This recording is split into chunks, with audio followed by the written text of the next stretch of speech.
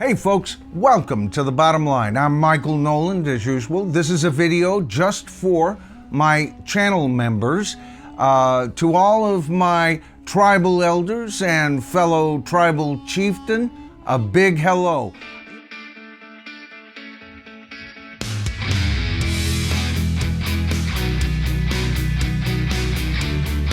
You know, I just have taken delivery of an album that I won in an auction. And of course, the album I'm talking about is a classic album, folks, right?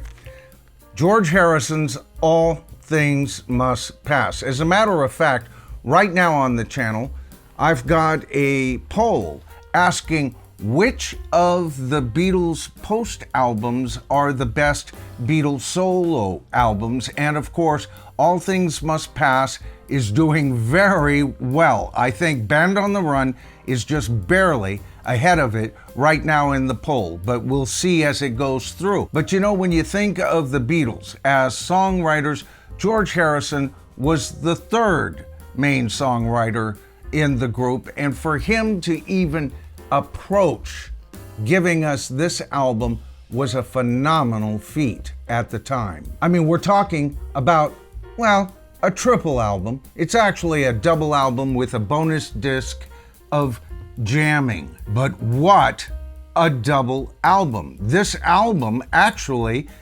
compares quite favorably to the Beatles' double album, an album with 31 songs heavily featuring John Lennon and Paul McCartney, with only 4 of George Harrison's songs. So this album, you know, it's in decent shape. It's got a little bit of ragged edges on this corner. The rest of them are in pretty good shape.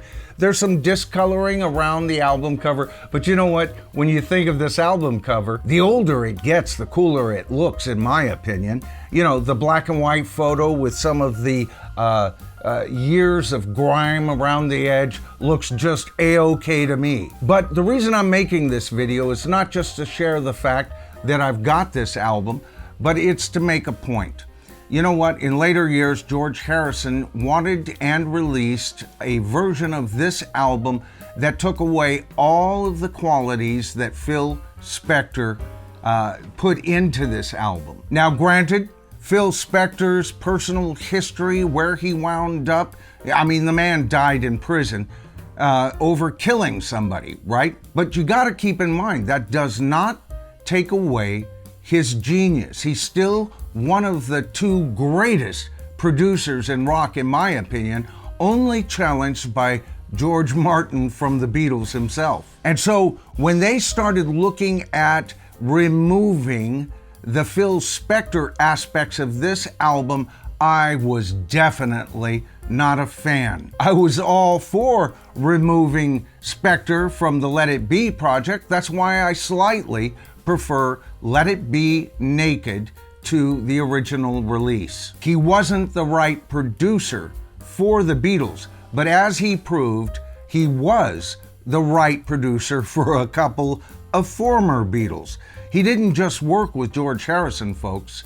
He also worked with John Lennon on a couple of his most successful albums. But you know what? The biggest surprise in this auction was that this particular version still had the original poster.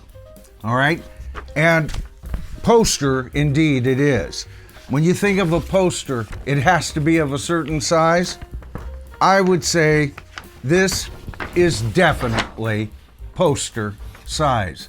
All right? Now, you know what? When this album came out, a friend of mine, Mike Fistick, and I went to a record store across the street from our high school, Santa Rosa High School. And we both had saved up for this album. And both of us had this thing hanging on our walls for a good 2 years after. So when the album came with this as an additional bonus, I was very happy. I promise you one thing, my wife will not allow this on our bedroom walls. All right, elders and chieftains, I got a question for you. Which album do you prefer? The original Phil Spector produced album by George Harrison, All Things Must Pass, or the version where Phil Spector's influence is greatly diminished. Okay, that's the video for today. I hope you enjoyed it. Don't forget to see my video on Oasis. I've shot both of these videos back to back. The Oasis video is on the main channel. All right, folks, by the way, if I haven't said it enough, to you people who are the channel's members, you guys support this channel, and I am so very appreciative of that fact. You guys are the bomb. All right, I'm Michael Noland. This is The Bottom Line, and together, you and I, we make up the tribe.